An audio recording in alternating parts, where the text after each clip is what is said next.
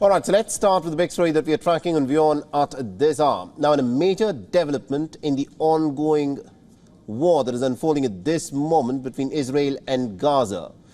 Now, the American White House has said that Israel has agreed for a 4-hour pause in northern Gaza.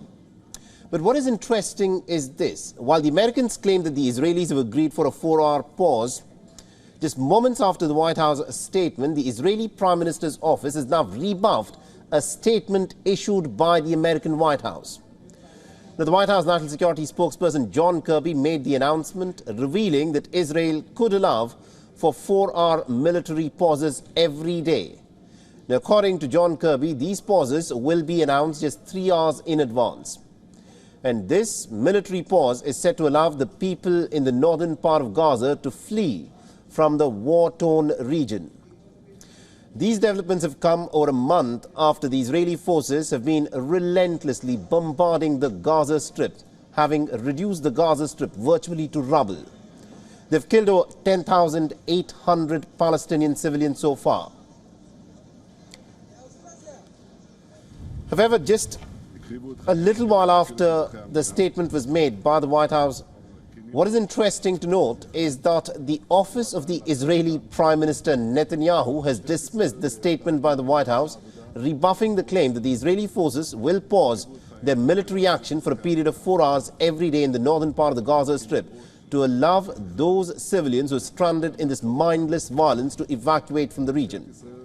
Now, these developments, of course, have taken place in the backdrop of a high-level intelligence meeting that has happened in Qatar, and according to reports, the CIA's director Bill Burns and David Barnier, the head of Israel's Mossad spy agency, are in Doha for trilateral talks with the Qatari authorities to push for a potential humanitarian pause that would see possibly a deal that would include a release of hostages and would get in more aid for the people, the Palestinian people of Gaza, who are bearing the brunt of this mindless and mind-numbing violence that's been unleashed.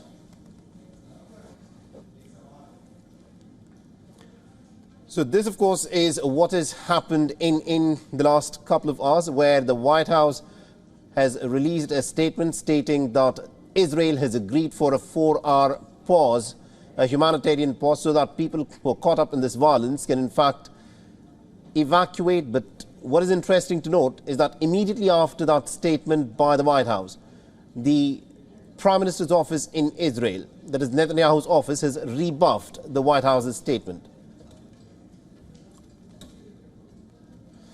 All right, now to give us more insights in terms of what, of course, is happening at this moment, we're being joined in by our correspondent, Susan Terani, who's joining us live on this broadcast. She's joining us from New York.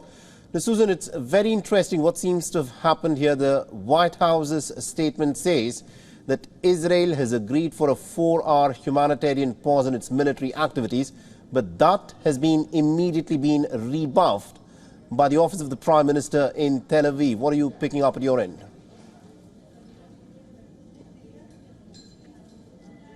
Yeah, very interesting indeed. You know, before we saw these sort of cracks in policy and decision makings between the Biden administration and the Netanyahu administration, sort of behind closed doors. But just in recent days, it seems that the two sides aren't necessarily on the same page, notably when it comes to this humanitarian pause.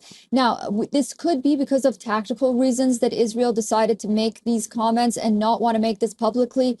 It could also be because we know that the CIA and Mossad chiefs, the Israeli spy agency, met with Qatari officials, the prime minister in Doha, also on Thursday to discuss the parameters for a hostage release and a humanitarian pause. What we do know is that they want to come up with some sort of agreement where Hamas releases about 20 to 30 hostages at a time instead of 2 or 3 at a time. So whether or not this comment by the Netanyahu office or the Biden administration's office is coming out prematurely, I think we'll have to wait and find out. But we know that these discussions were happening behind closed doors. Absolutely, indeed. A lot of discussions are happening behind closed doors, but the statements have been made in public, and this must be a serious loss of face, because if the White House has issued a statement stating that Israel has agreed for a 4-hour humanitarian pause in its military activities, which is immediately rebuffed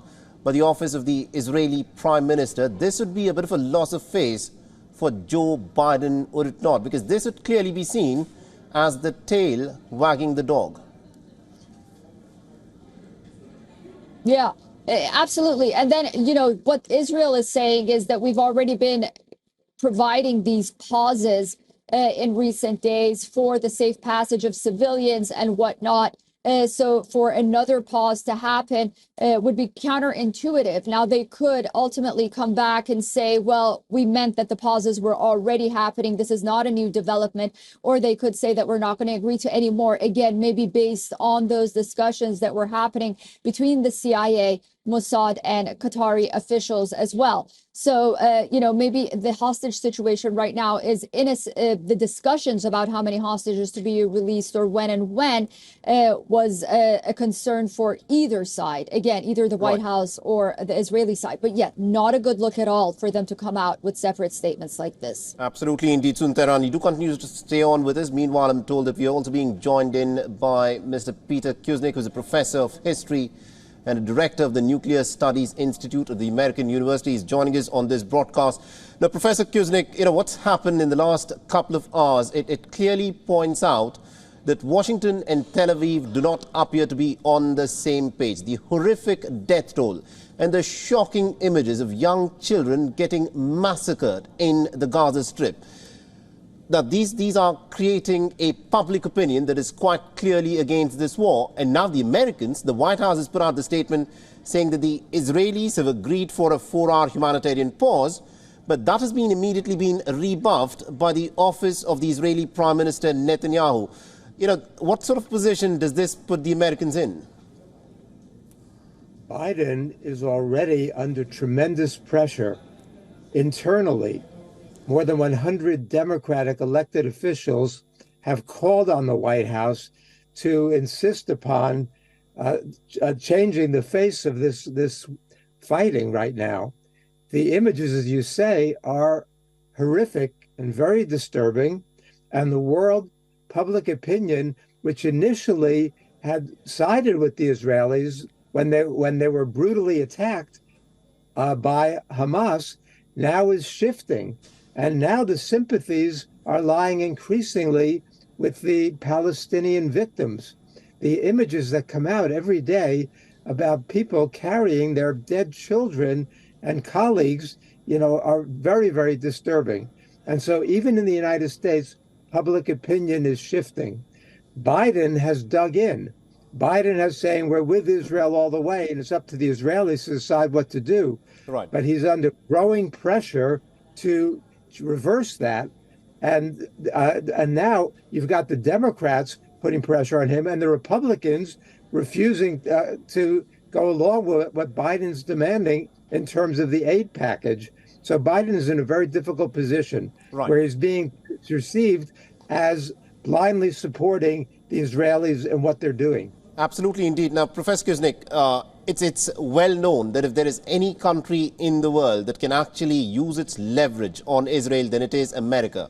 It is America that has been supplying weapons to the Israelis right from day 2 of this war, and these are the weapons that are being dropped on the Gaza Strip by the Israelis. Now, Americans have been making statements talking about, you know, some kind of a humanitarian pause that could be considered. And here, this was an unequivocal statement by the White House saying that Israelis have agreed for a humanitarian pause, but that has been rebuffed. Do you think Joe Biden's administration is serious upon using its leverage to, in fact, bring about some kind of a humanitarian pause in this conflict? I think the Biden administration is going to be deeply embarrassed by this disagreement with Israel about this. Biden was also asked about a 3-day pause in the fighting, 3-day ceasefire, and he said he supports more than 3 days. So you've got clearly Biden and Netanyahu at odds. The world realizes that so long as Netanyahu is in control in Israel, there is not going to be the kind of settlement that could possibly lead to an end of this war.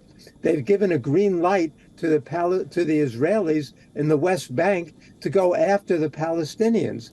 Netanyahu cannot negotiate a peace. Netanyahu can only wage a war. and the world does not want to see this. We've already seen more than 10,000 Palestinians killed in this fighting, and maybe 40 or 45% of them are children. So this is a very ugly image. The Israelis think they can go it alone. My last quick question to you, Professor Kusik, is has Joe Biden, because of the stance that he's taken so far in this war, has he now allowed the tail to wag the dog? Yeah, absolutely he has. And he's done the same thing with Ukraine. This is the Biden policy. We're going to back our allies and let them make the decisions. He doesn't realize how compromised the United States looks morally in the eyes of the world and how weak this makes the Biden administration and presidency look. Absolutely. Thank you very much indeed, Professor Kusik, for joining us and getting us those insights, and also to my colleague, Susan Terani, for joining us from New York and getting us that perspective there.